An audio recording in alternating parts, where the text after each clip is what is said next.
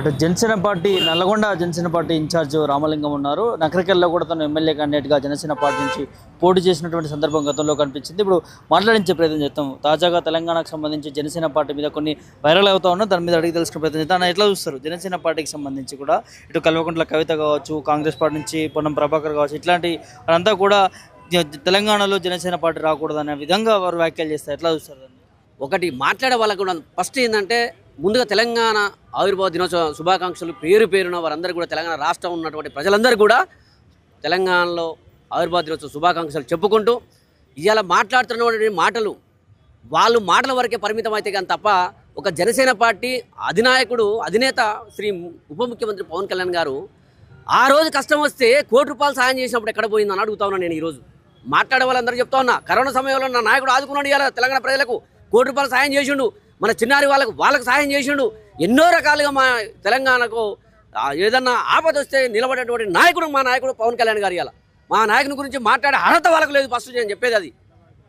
వరద బాధితుల సమస్యలు కావచ్చు, కరోనా సమయంలో కావచ్చు కూడా ఎన్నో రకాలుగా నిలబడేటువంటి వ్యక్తి మా నాయకుడు పవన్ కళ్యాణ్ గారు. ఇవాళ నిన్న మన చూడండి, కొండగట్టు ఆంజనేయ స్వామి దగ్గర 35,19,00,000 ఇప్పించినటువంటి ఘనత నా నాయకుడు పవన్ కళ్యాణ్ గారిది. ఆ రోజు ఎక్కడ పోయి మీరు మాట్లాడే వాళ్ళందరూ కూడా నేను చెప్తా ఉన్నా, ఖబర్దార్ హెచ్చరిస్తా ఉన్నా. నేను కూడా ఒక పార్టీ ఇన్ఛార్జ్గా కూడా మీకు ఖచ్చితంగా మిమ్మల్ని ఇంట్లో కూర్చోబెట్టుకుంటే రోజు ఖచ్చితంగా వస్తుంది.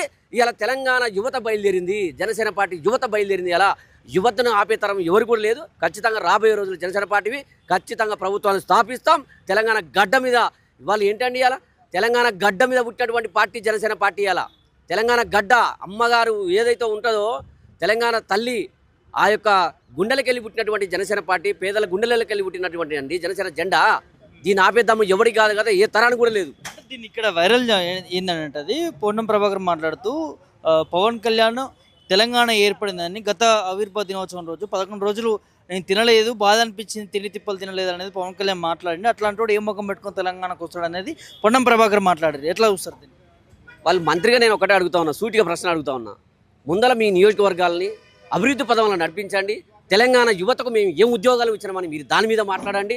దయచేసి ఇప్పుడు కూడా చెప్తున్నాం, మంత్రులు కావచ్చు, ఎమ్మెల్యేలు కావచ్చు, మన తెలంగాణ రాష్ట్రం అభివృద్ధి మీద మీరు మాట్లాడండి, ఉద్యోగ కల్పన మీద మీరు మాట్లాడండి. ఇలా దానికోసంగానే నా నాయకుడు ఇవాళ తెలంగాణ విషయంలో ప్రతి రూపాయి నా నాయకుడు సాయం చేస్తాడు. ఇవాళ చేసేటువంటి సాయాలు చేసేటువంటి వీళ్ళకి గుణం లేదు. వాళ్ళ జీతం వాళ్ళకి వెళ్ళి ₹100 ఖర్చు పెట్టే స్థితి వీళ్ళకి లేదు. మాటలు మాత్రం మాట్లాడతారు. ఇది మాత్రం తీవ్రంగా ఖండిస్తున్నా. పవన్ కళ్యాణ్ తెలంగాణ ఏర్పడమే ఇష్టం లేదని తనే డైరెక్ట్గా మాట్లాడినంటున్నారు కదా, మరి దీన్ని ఎట్లా చూడవచ్చు? అది తప్పు, వాళ్ళకి అచ్చు తప్పు. వాళ్ళకి భ్రమలలో ఇలా కనపడుతుంది. కానీ మా నాయకుడు వస్తే వీళ్ళ ఉనికిని కోల్పోతారు. మా నాయకుడు కనుక తెలంగాణలో హైదరాబాద్ గడ్డ మీద ఒక నెల రోజులు ఉంటే అన్ని పార్టీలు కాలవుతాయి. అది మాత్రం యువత ఇప్పుడు తలుచుకున్నారు. ఖచ్చితంగా జరగబోతా ఉంది వీళ్ళకు. ఎందుకంటే మా నాయకుడు వస్తే మీకు భయం ఎందుకు? ఫస్ట్ తెలంగాణలో మీకు ఏంది, మా నాయకుడు వస్తేనే అడ్డుకుంటాం అంటారు. అడ్డుకుంటాం రానియమంటే ఎవరు జాగిరండి? ఇది తెలంగాణ మీద కించపరిచే వ్యాఖ్యలు చేసిన పవన్ కళ్యాణ్ అనేది వారు మాట్లాడుతూ ఉన్నారు. ఏనాడు కూడా నా నాయకుడు కించపరిచే వ్యాఖ్యలు చేయలేదు. మీరు ప్రతి వీడియో మీరు చూడండి. తెలంగాణ కోసము, తెలంగాణ భవిష్యత్తు బిడ్డల కోసమే మాట్లాడిన తప్ప కానీ ఆ రోజు ఏ రోజైనా కూడా పవన్ కళ్యాణ్ గారు పేదల పక్షాన ఉన్నటువంటి నాయకుడు, ఆయన వారందరికీ కూడా సహాయపడేటువంటి వ్యక్తి పవన్ కళ్యాణ్ గారు. తెలంగాణ రావడం ఇష్టం లేదని అది కించపరచడమే అవుతుంది కదా ప్రధాని. తెలంగాణ రావడం అనేది ఏనాడు కూడా మా నాయకుడు చెప్పలేదు. తెలంగాణ రావాలి, ఉమ్మడి రాష్ట్రాలు ఉన్నప్పుడు కూడా 2 రాష్ట్రాలు ఏర్పడ్డాయి. తెలంగాణ ఇప్పుడు అన్నదమ్ములుగా ఎలా ఏర్పడతామో ఆ ఏర్పడ్డటువంటి రాష్ట్రాలు కూడా అన్నీ కూడా బాగుండాలని కోరుకున్నటువంటి నాయకుడు నాది. వీళ్ళు కావాలని బురద చల్లితే ఆ బురద మొత్తం వాళ్ళ మీదనే పడుతుంది. ఖచ్చితంగా రేపు తెలంగాణలో జనసేన జెండా పాతి చూపిస్తాం. పక్కనే అసెంబ్లీలో అధ్యక్షాన్ని కూడా పిలుస్తాం. మేము తెలంగాణ కోసం మేము పోరాటం చేసినాం. ఢిల్లీకి పోయినాం, దెబ్బలు తిన్నాం, లాఠీ దెబ్బలు తిన్నాం. మాకుండదా పౌరుషం? తెలంగాణ ఉద్యమంలో మేము పాల్గొన్నామండి. ఒక నగరకాల గడ్డ పైన, నగరకాల గడ్డ నుంచి మొన్న కూడా పార్టీ ఇన్ఛార్జ్ ఉన్నా కూడా మేము పోయి అక్కడ తెలంగాణ 2000 మనకు ఎప్పుడైతే స్టార్ట్ అయిన కానీ 2009 కూడా మేము నిలబడి పోరాటం చేసిన వాళ్ళం, లాఠీ దెబ్బలు తిన్న వాళ్ళం. మీలాంటి ఉద్యమకారులు తెలంగాణలో ఎన్నో పార్టీలు ఉన్నాయి, ఎందుకు జనసేన పార్టీని చూస్ చేసుకున్నారు? ఒకటే, నిజాయితీ గల నాయకుడు రావాలి, నిజాయితీ గల వ్యవస్థ రావాలి, నిజాయితీ గల ఒక ఆఫీసర్ రావాలనేటువంటి దృక్పథంతో ఇలా నేను పవన్ కళ్యాణ్ గారు ఆశయాలు, సిద్ధాంతాలు ఆయన మీద నమ్మి ఇలా పవన్ కళ్యాణ్ గారు అడుగుజాడలో మేము నడుస్తున్నాం. 10 సంవత్సరాల నుంచి నడుస్తున్నాం. ఇక కూడా మా ప్రాణం ఉన్నంత వరకు పవన్ కళ్యాణ్ గారు నడుస్తాం. ఖచ్చితంగా ఇవాళ ఒకటే అండి, తెలంగాణ ఉద్యమకారులకు మీరు ఏం న్యాయం చేసిర్రు? 1200 మంది విద్యార్థులు బలిదానం చేస్తే ఏ రోజు పట్టించుకున్నారని మీరు? ఇలా జనసేన పార్టీ నుంచి మేము పట్టించుకుంటున్నాం. మా నాయకుడు నేమూరు శంకర్ గౌడ్ గారు రాష్ట్ర ఇన్ఛార్జ్ గారు చెప్పిండు, ఖచ్చితంగా వారికి అన్ని కుటుంబాలకు కూడా ఉద్యోగ కల్పన కల్పించాలని చెప్పేసి మేము ఇలా పూర్తిగా మేము ఇలా వారికి న్యాయం చేయడానికి ఇలా జనసేన పార్టీ పుట్టింది. ప్రభుత్వం కాంగ్రెస్ ప్రభుత్వం కూడా ఒక కమిటీ ఏర్పాటు చేసింది. కమిటీలో కొంతమంది సభ్యులను కూడా చేర్చి ఉద్యమకారులను క్రైటీరియాకి సంబంధించి ఎట్లా గుర్తించాలి, వారికి ఏమేమి హామీలు ఇచ్చినా ఏ విధంగా అమలు చేయాలనే దిశగా ప్రభుత్వం కూడా ముందుకు సాగుతున్నది కదా. దీన్ని మరి ఎట్లా చూస్తారు? ప్రభుత్వం ముందుకు సాగితే 2.5 సంవత్సరాలు అయింది. 6 గ్యారెంటీలు అమలు చేసినవా? వీళ్ళకి చేస్తామని మాకు నమ్మకమే ఉంది. మొదలు అది అమలు చేయండి సార్. నేను ఇప్పుడు తెలంగాణ ప్రభుత్వాన్ని కూడా నేను కోరుతా ఉన్నా, మొన్న కూడా మేము కొట్టినాము. ప్రజలకు మీరు మంచి చేస్తే మేము మంచి అని చెప్తాం, మేము కూడా మంచి అని చెప్తాం, ప్రతిపక్షంగా ఉన్నా కూడా మంచి అని చెప్తాం. మీరు 6 గ్యారెంటీలు అమలు చేయండి తక్షణమే. ఉద్యమకారులకి వారికి ప్రతి కుటుంబానికి ఉద్యోగాలు ఇప్పాలని చెప్పేసి నేను నగరకాల నియోజకవర్గం నుంచి నేను కోరుకుంటున్నా. ఖచ్చితంగా అది న్యాయం జరగాల అమరవీరులకు. తెలంగాణలో ఇవాళ సభ యాక్చువల్లీ జనసేన సభ ఉండాల్సినటువంటి పరిస్థితి ఉండే, దానికి ప్రభుత్వం పర్మిషన్ ఇవ్వలేదు. ఎట్లా చూస్తారు దాన్ని? పవన్ కళ్యాణ్ గారు వస్తుందంటే ఇవాళ రాష్ట్ర ప్రభుత్వానికి ఎందుకండి భయం? ఎందుకు చెప్పండి ఒకసారి.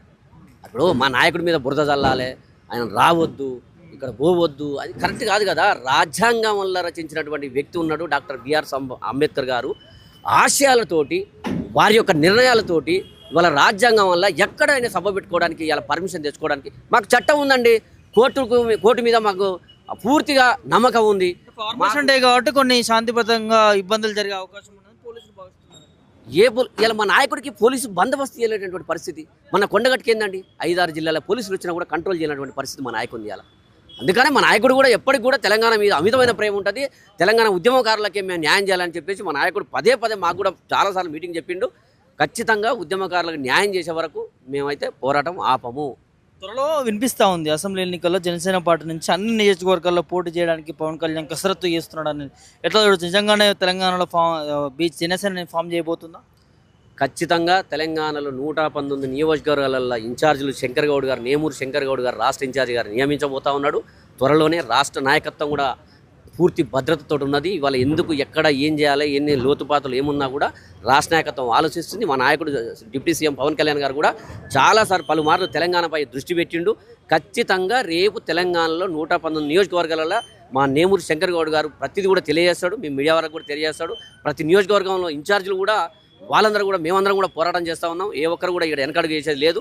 ఖచ్చితంగా నిలబడతాం, కలబడతాం, గెలుస్తాం, అసెంబ్లీలో అధ్యక్షాన్ని పిలుస్తాం. అమరవీరుల కుటుంబాలకు మేము న్యాయం చేసే వరకు మేము పోరాటం ఆపము. ఇప్పుడున్న పరిస్థితుల్లో నిలదొక్కుకోగలుగుతుందా జనసేన పార్టీ పవన్ కళ్యాణ్? ఎందుకంటే కొత్త పార్టీలు చాలా పుట్టుకొచ్చాయి తెలంగాణలో. టీఆర్ఎస్ అని కలకొండ కవిత పెట్టినటువంటి పార్టీలు కావచ్చు, వివిధ పార్టీలు కూడా బీఆర్ఎస్ కావచ్చు, బీజేపీ కావచ్చు, ఇప్పుడు ఉన్నటువంటి అధికార పార్టీ కాంగ్రెస్ కావచ్చు. ఈ పార్టీలు అన్నింటినీ కాదనుకుని జనసేన పార్టీని ప్రజలు ఎందుకు చూస్ చేస్తారని మీరు అనుకుంటున్నారు? జనసేన పార్టీ అంటేనే శ్రీ పవన్ కళ్యాణ్ గారు నిజాయితీ పరుడు. మాకు దాచుకోవాలనే ఆలోచన లేదు, దోచుకుందామని ఆలోచన మాకు లేదు. అట్లాంటి నాయకుడిని ఎన్నుకోకుండా ఏం చేస్తారండి యువత? మీలాంటి యువత ఇలా కదిలిరు, లక్షలలో కదిలిరు. జెన్జీ నడుస్తుందంట ఇక్కడ. మాకు ఒకటేనండి, ఇవాళ నిలబడ్డది మా యువత. ఆ యువతతోటి మేము ముందడుగేస్తాం. ఖచ్చితంగా మనము రేపు స్థాపిస్తాం, జెండా వాత్తాం, చూపిస్తాం సార్. Thank you. ప్రెస్ ఉండబోతుంది అంటున్నారు, ఎట్లా చూస్తారు? దాని మీద ఏం మాట్లాడబోతుంది ఏంటి? మా నాయకుడు తెలంగాణలో అమరవీరులకు ప్రతి కుటుంబానికి ఉద్యోగం రావాల్సిందే. ప్రతి కుటుంబం వల్ల వారి యొక్క సంతోషాన్ని, తెలంగాణలో ఒక్కొక్కరు పెట్రోల్ వేసుకొని చనిపోయినప్పుడు ఎంత బాధపడ్డారో తెలంగాణ ఉద్యమ బిడ్డలు, ఆ ఉద్యమంలో పోరాటంలాగా మేము కూడా చాలా పోరాటం చేసినాం. వారికి న్యాయం జరిగే వరకే మా ప్రెస్ మీట్ కూడా ఖచ్చితంగా వారికి ఉండబోతా ఉందని చెప్పేసి నేను ఊహిస్తబోతున్నాను. Thank you sir. ఇది ఓవరాల్గా జనసేన పార్టీకి సంబంధించి కూడా తెలంగాణలో రానున్నటువంటి అసెంబ్లీలో అన్ని నియోజకవర్గాల్లో పోటీ చేస్తాము, ఖచ్చితంగా జనసేన పార్టీ అధికారంలోకి వస్తుంది రానున్నటువంటి అసెంబ్లీ ఎన్నికల్లో అంటూ కూడా మరి జనసేన నాయకులు చెప్తా ఉన్నారు. చూద్దాం మరి జనసేన పార్టీకి సంబంధించి తెలంగాణలో స్థాపించబోతుందా ఏంటనేది కూడా ముందు భవిష్యత్తులో మనకు తెలిసే అవకాశం ఉంటుంది. వీడియో జర్నలిస్టు వంశీతో ప్రభాకర్, ఫుల్టన్ మీడియా, గన్ పార్క్ నుంచి.